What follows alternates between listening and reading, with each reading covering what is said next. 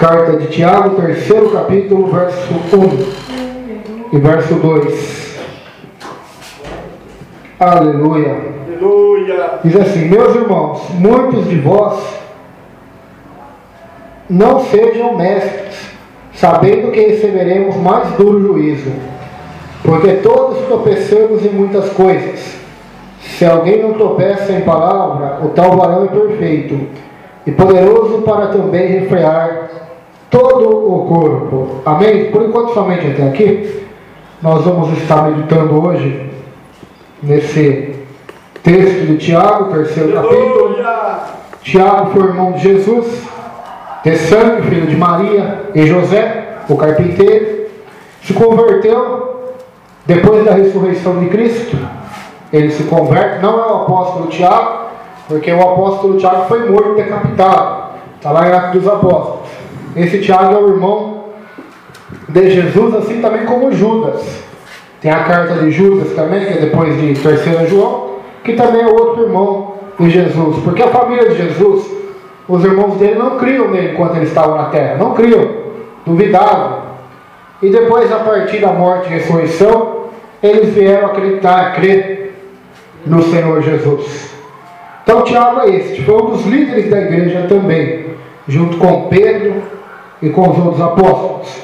E nesse 3º capítulo ele vai falar sobre um assunto muito delicado e muito verdadeiro também para nós, sobre a língua, que é o menor instrumento do ser humano, mas é o que mais causa destruição nesse planeta, é a língua.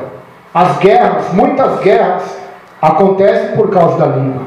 Muitas brigas, destruição por causa da língua. Então ele começa a dizer: meus irmãos, muitos de vós não sejam mestres, sabendo que receberemos mais duro juízo. Então muitos na igreja primitiva, assim também como hoje, desejavam os cargos, igual eu falei outra hora. Tem gente que chega até a sair de igrejas para ir para outras, para migrar para outras, para cargos, né, de presbítero, pastor, evangelista. Agora já não estão contentes mais nem com esses cargos, né? Já querem ser apóstolos.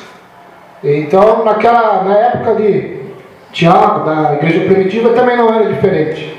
Muitos cristãos, eles almejavam os cargos, né? Principalmente o de mestre. Ele vai dizer: tome cuidado, aleluia, porque quanto mais te for dado, mais será cobrado, diz a Bíblia. Então quem ensina, aqui como eu estou pregando hoje, ensinando a palavra de Deus, o juízo vai ser mais duro do que para você que ouve. Porque Jesus disse lá no Evangelho de Lucas: pelas tuas palavras você vai ser justificado ou condenado. Pelo aquilo que sai da sua boca, você será condenado ou justificado. Então, todos aqueles que ensinam, que usam a língua para ensinar a palavra de Deus, se estiver ensinando de uma maneira distorcida, ou se estiver interpretando a Escritura para a sua própria vontade, ou para agradar o povo, ou para agradar a si mesmo, receberão um duro juízo, diz a Bíblia. Então, nós devemos pregar a palavra de Deus, tendo em mente agradar somente a Deus, somente a Cristo, agradar ao Senhor, pregar a mensagem da cruz, porque será um duro e grave juízo para aqueles que ensinam a palavra de Deus. Eu já cheguei a discutir com vários líderes de várias igrejas, né, que eu já passei, o pastor sabe da história, porque eles queriam que eu pregasse coisas que não estavam na Bíblia. Queria que eu exigisse do irmão ou da irmã coisa que não estava na Bíblia. Eu falei: eu não vou. Por mais que isso seja um costume da igreja, vocês exigem, então o problema é seu. Eu só vou pregar a Bíblia. Por quê? Porque de Gênesis a Apocalipse tem tanta coisa para ser pregado, irmãos. Por que nós vamos se ater à doutrina do homem? Então, o duro juízo será sobre os mestres. Por quê? Olha que interessante, que Tiago está se incluindo, ó. Porque todos tropeçamos em muitas coisas, não é só na palavra. Todos que estão aqui, Tiago está se colocando também. Tiago, eu que estou pregando, o pastor que está aqui, todos os irmãos. Todos nós tropeçamos em muitas coisas, em palavras, pensamentos, em atitudes. Talvez eu penso mal do irmão, eu já estou pecando, sabia? Se eu pensar mal do irmão. Se eu falar mal do irmão é pior ainda, né? Porque a Bíblia diz, irmãos, aquele que fala mal do seu irmão está julgando a lei. Já não é mais observador, mas é juiz. Então nós temos que tomar cuidado. Se alguém não tropeça em palavra, o tal varão é perfeito, poderoso para também refrear todo o corpo. Então se a pessoa conseguir, Tiago está dizendo, o homem, a mulher, o jovem, o pregador, se ele conseguir não tropeçar em nenhuma palavra, ele é perfeito. Existe homem perfeito? Mulher perfeita? Não. Então, todos nós tropeçamos. Então, ele vai nos ensinar algo muito importante aqui. Terceiro versículo. Ora, nós pomos freio nas bocas dos cavalos, para que nos obedeçam, e conseguimos dirigir todo o seu corpo. Vede também os navios, que sendo tão grandes e levados de impetuosos ventos, se viram como bem pequeno leme para onde quer a voltar daquele que as governa.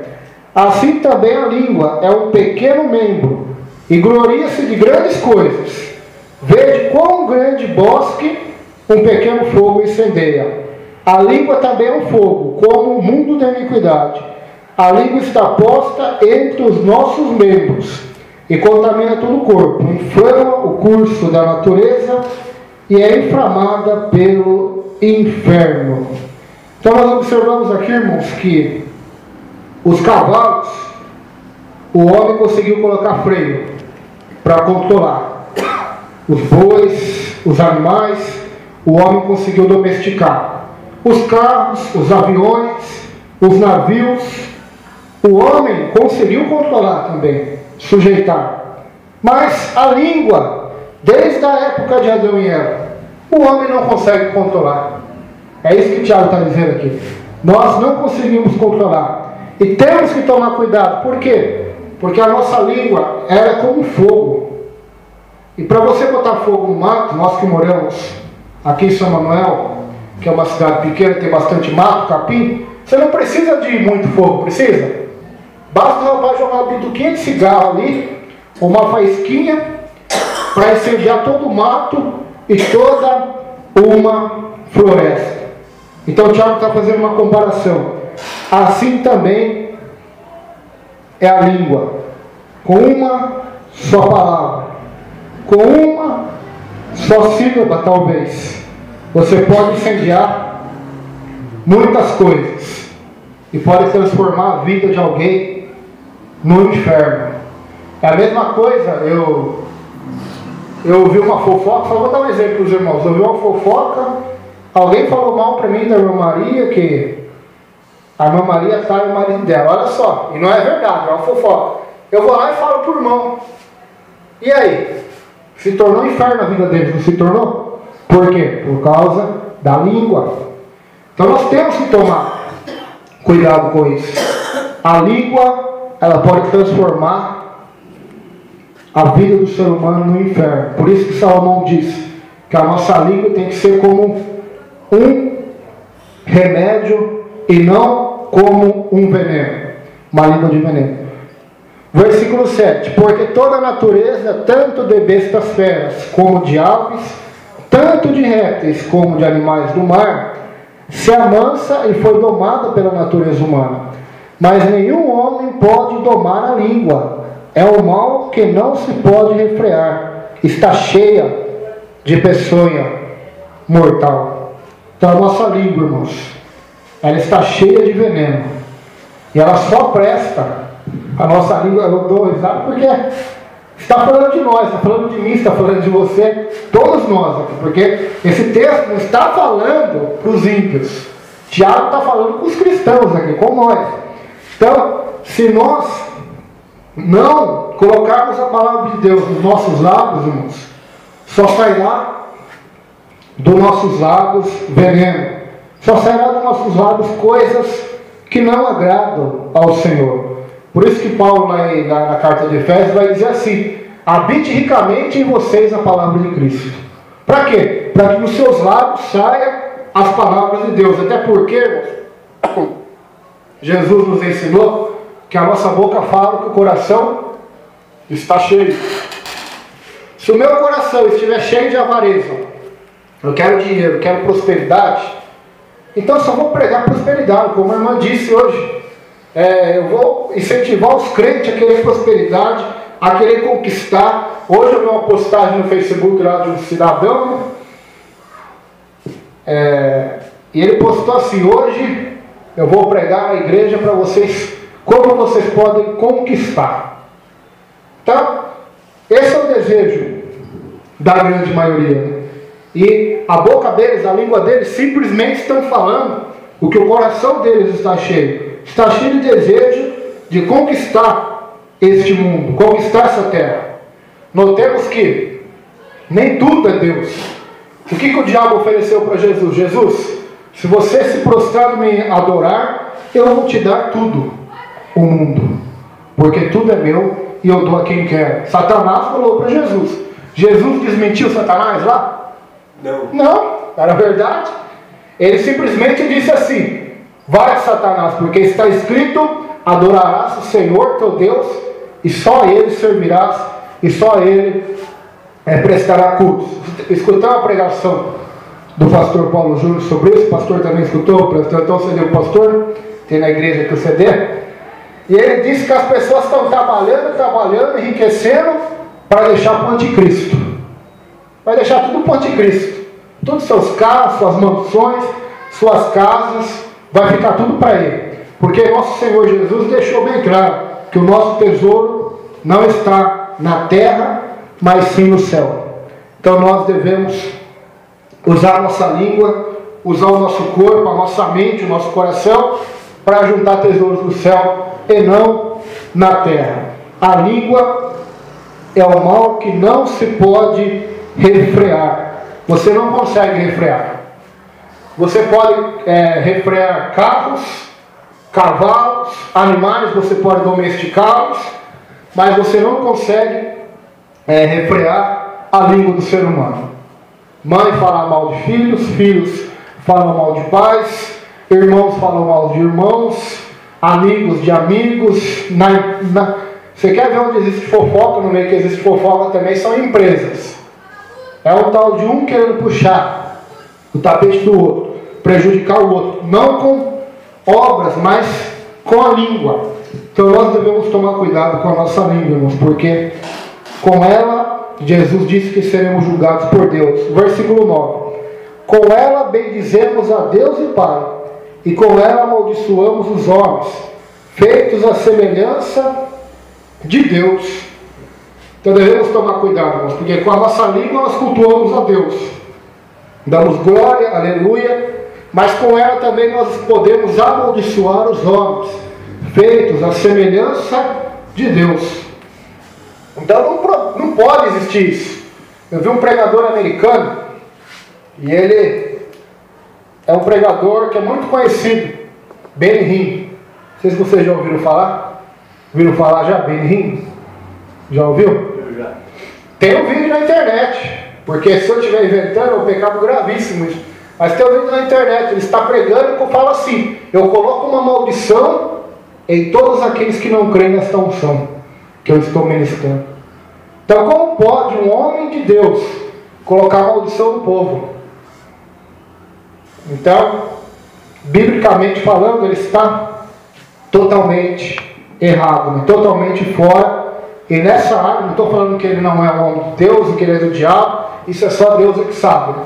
Mas pelos ensinamentos e práticas não condizem com os ensinamentos de Jesus. Jesus não mandou a gente amaldiçoar, mas ele mandou a gente abençoar. Abençoar a imagem e a semelhança de Deus que são os seres humanos. Então, com a língua bendizemos a Deus, o nosso Pai, mas com ela também nós podemos amaldiçoar os homens, a semelhança de Deus. O que eu vejo no Facebook também muito interessante, estamos na época da eleição, né, de política, é um tal de moda agora falar mal dos políticos, né? Você vai lá, todo mundo falando mal dos políticos. Fala mal da Dilma, outros falam mal da Marina, outros falam mal do outro lá candidato, a Aécio Neves, né? Agora quero dizer, a maioria fala não o que viu, mas o que ouviu os outros falar. Então repete, como um papagaio. Mas e no dia do juízo de Deus? E se todas essas coisas que na época da eleição eles inventam um dos outros? É mentira a maioria das vezes. E você estiver repassando ali na internet. Então vai ser terrível no dia do julgamento, irmãos. Porque Deus vai julgar, diz a Bíblia, todas as coisas. Até aquelas que a gente acha, isso aí não tem nada a ver, isso é coisa mínima. Deus irá julgar. Então quantas das vezes as pessoas falam mal, repassam uma informação que não procede, que não é verdadeira. Então eu vejo muito isso acontecer ali. De uma boca, versículo 10, de uma mesma boca procede bênção e maldição. Meus irmãos, não convém que isto se faça assim. Então lá na época de Tiago, hoje na nossa época, nas nossas igrejas hoje não tem mais isso, né? Só na época dele. Tinha os irmãos abençoados ali que abençoavam e depois amaldiçoavam. Abençoava o irmão, mas amaldiçoava o outro. E aí? Tiago está dizendo, meus irmãos, não convém que isso se faça assim. Não é desse jeito que convém a gente nos portar. De uma mesma...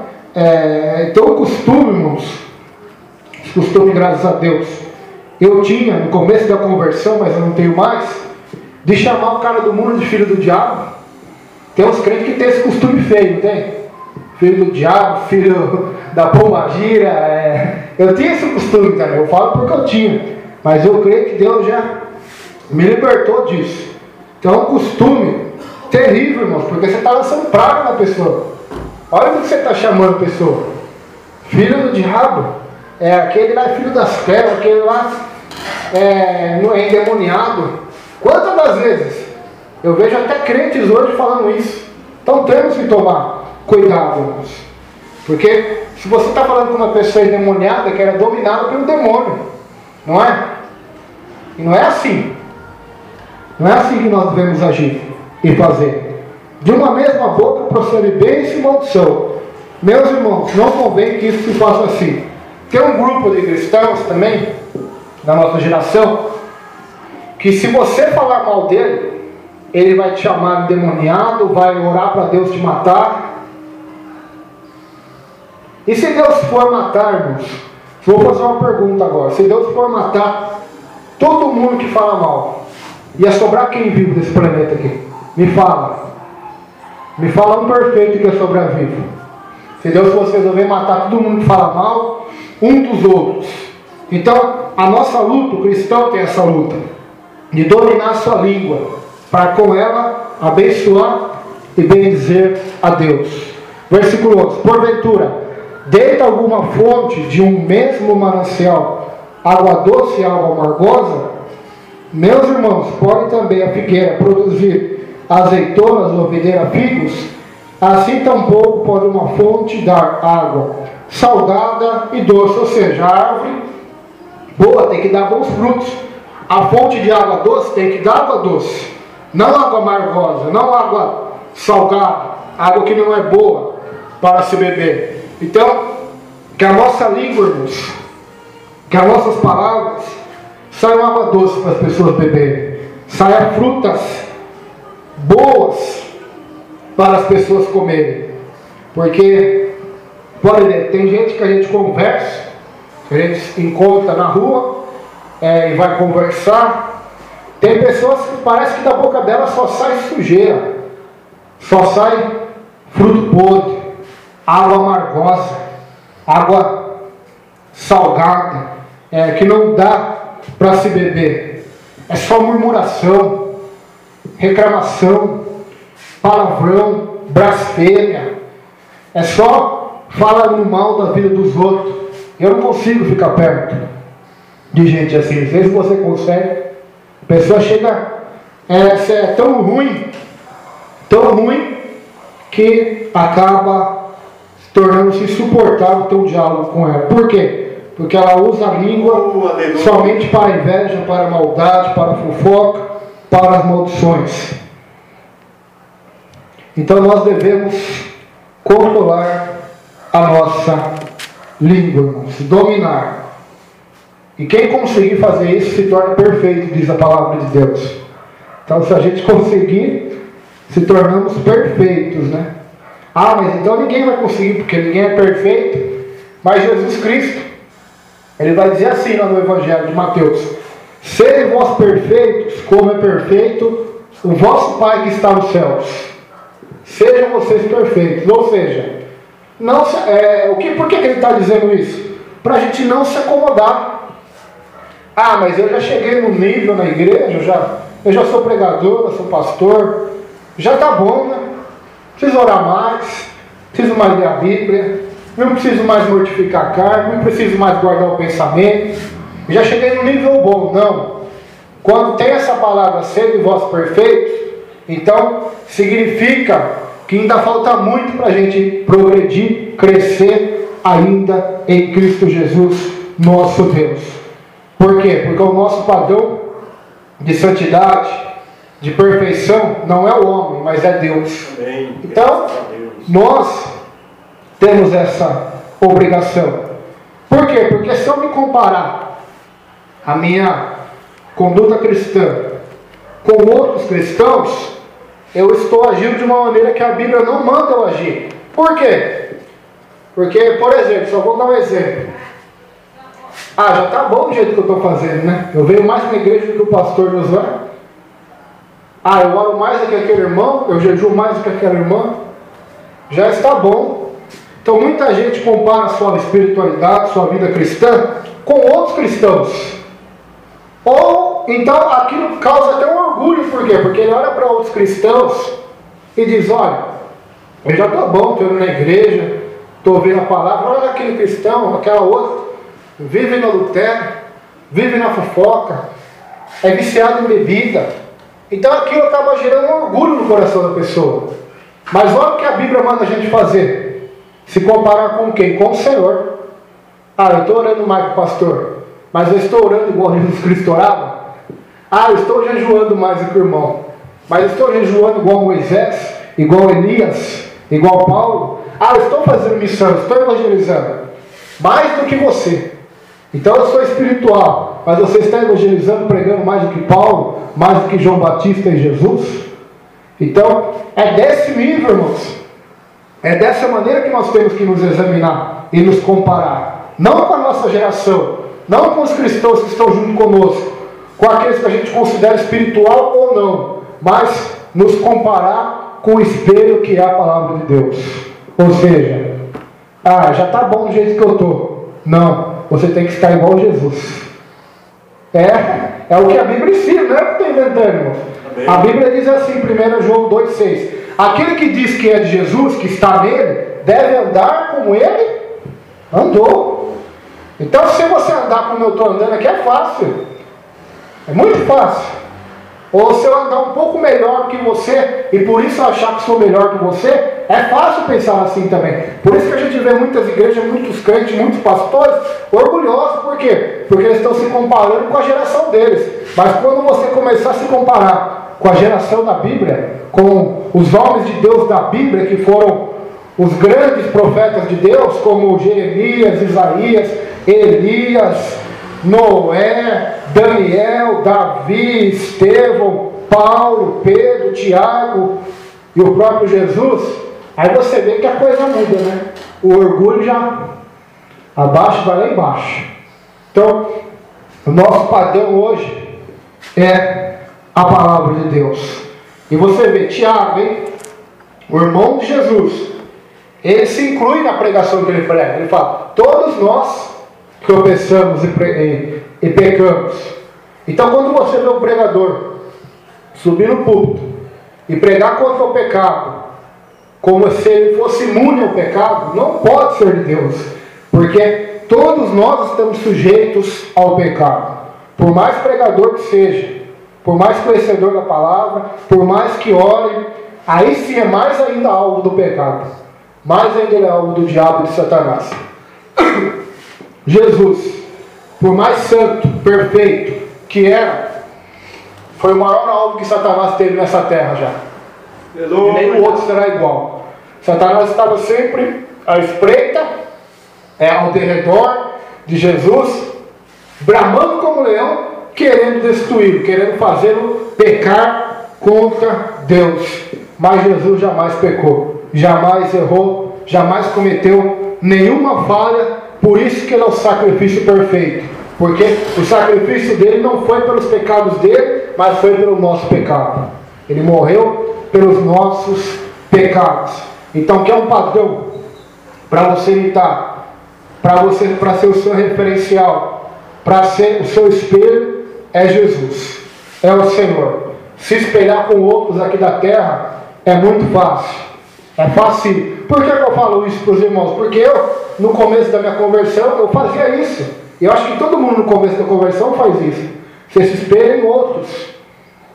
Você diz, olha, eu estou olhando quase um monte todo dia. A maioria dos crentes dessa igreja aqui é tudo carnal, não gosta nem de olhar no monte. Então aquilo já... É assim que funcionava na minha mente. Só que quando você vai ler na Bíblia, e vai conhecendo mais a palavra do Senhor, não tem como você se tornar orgulhoso. Só vai se tornar orgulhoso se você for tolo. Quanto mais você conhecer a palavra de Deus, mais conhecer quem é Jesus e quem você é, mais conhecer quem é Deus Santo e quem é você pecador, mais você vai ter que abaixar o nariz, mais você vai ter que se curvar. Pode ver, os homens mais piedosos, mais santos da Bíblia eram assim. Abraão, quando foi orar por Sodoma e Gomorra, o que ele falou para Deus? Leia lá em Gênesis 18, se me fala a memória, 18 ou 19. Ele vai orar para Deus e diz: Senhor, atrevo-me a dizer ao Senhor, ainda que sou pó e cinza. Agora você olha para Pedro. Ele estava lá no barquinho com Jesus. Pedro vai dizer o que para Jesus? Jesus, retira-te de mim, porque eu sou um pecador. Agora você vê Paulo, no começo do seu ministério, escrevendo 1 Coríntios: eu sou o menor dos apóstolos. Depois ele vai escrever em Éfeso, se me fala a memória, depois de 10 anos, acho mais ou menos, eu sou o menor dos santos, ou seja, o menor entre todos os que estão na igreja, eu sou o menor. Depois, lá no final da sua vida, Timóteo, eu sou o principal dos pecadores. Então, mais ainda a convicção e a humildade cresceu no coração de Paulo. Quanto mais foi o seu avançar de idade nessa terra, mais o seu nariz se abaixou, sua cabeça se inclinou para que Cristo fosse glorificado na vida dele. Por isso que ele dizia: já não sou eu que vive mais, quem vive em mim agora é Cristo Jesus. João Batista, maior profeta dentre os nascidos de mulheres, o que ele vai dizer quando as pessoas querem causar ciúme nele, né? Olha, João, todo mundo está abandonando você para seguir Jesus. Mesma coisa dizer assim: olha, pastor, todo mundo está saindo dessa igreja para ir na outra igreja. Sabe o que João Batista disse? Olha, convém que ele cresça e eu diminua. Ah, mas todo mundo está saindo dessa igreja para ir na outra. Convém que ele cresça. Se for para a glória de Deus, se aquele pastor estiver pregando o evangelho de Deus, convém que ele cresça e nós diminuamos. Então, esse deve ser o nosso pensamento. Para terminar, tem uma frase, não lembro de qual irmão que era, não sei se foi Lutero ou foi outro. Ele disse assim, que a maior honra para ele é pregar o evangelho enquanto vivo, e depois que ele morresse, o nome dele fosse apagado da história, para que só o nome de Deus continuasse para sempre. Amém? Vamos colocar em pé já nesta noite. Aleluia. Vamos orar, pedir ao Senhor que possamos dominar não só a nossa língua, né? Tiago falou da língua aqui, mas nossos olhos também. A Bíblia diz: se os teus olhos forem bons, todo o teu corpo terá luz. Mas se eles não forem bons, todo o teu corpo estará em trevas. A sua mente, que é alvo de Satanás, vós precisa ter a mente de Cristo. Então nós temos que orar pela nossa mente, pela nossa língua, pelos nossos olhos, pelos nossos ouvidos, para que sejam atentos a Deus e não às coisas do mundo. O nosso coração, para que esteja atento a Deus, sensível a Deus e não ao mundo. O nosso corpo, para que seja o templo do Espírito Santo e não templo do mundo, das coisas seculares, das coisas sensuais da carne. Então nós temos que orar e apresentar para Deus nossa língua, nosso corpo, nossa alma, nosso espírito. Por isso, se você diz: olha, eu vou orar e não tenho que falar para Deus, Se você parar para pensar, você tem muito para falar para Deus. Só o seu corpo. Pedir para Deus te ensinar a usar a língua, te ensinar a usar os olhos, te abençoar nos seus ouvidos, na sua mente, no seu coração, no seu corpo. Porque nós dependemos de Deus para tudo. Senhor, meu Deus, meu Pai, te damos a glória, a honra e o louvor, Senhor. Ensina-nos a usar não somente a nossa língua, como foi pregada hoje, mas de usar nossos olhos, usar nossos ouvidos, usar nossa mente para pensar coisas de Deus, coisas boas, não porcarias, não pensamentos maliciosos, de inveja, de orgulho, de altivez, mas pensar coisas que te agradam, assim também como o nosso coração, que não seja um coração carnal, mas que seja um coração segundo o seu, Senhor, como diz a tua palavra sobre o teu servo Davi, que foi o homem segundo o coração de Deus, porque no coração daquele homem estava o amor e a graça de Deus. Senhor, toca em nosso coração e nossa vida, transforma-nos poderosamente pelo teu poder, pela tua glória, Senhor, para que possamos te exaltar, te adorar e te bendizer em nome do Senhor e Salvador Jesus Cristo de Nazaré. Amém. Senhor, que a semana de cada um que vai iniciar agora seja abençoado pelo Senhor, que o Senhor abençoe suas famílias, abençoe seus filhos, abençoe os pais, abençoe esta cidade, os trabalhos de cada um, que o Senhor possa tocar, repreender toda enfermidade, todo mal, para que a tua glória, Senhor Deus, possa aparecer cada vez mais na vida de cada um dos teus filhos e filhas. É o que eu peço a ti, Senhor, e te agradeço em nome de Jesus.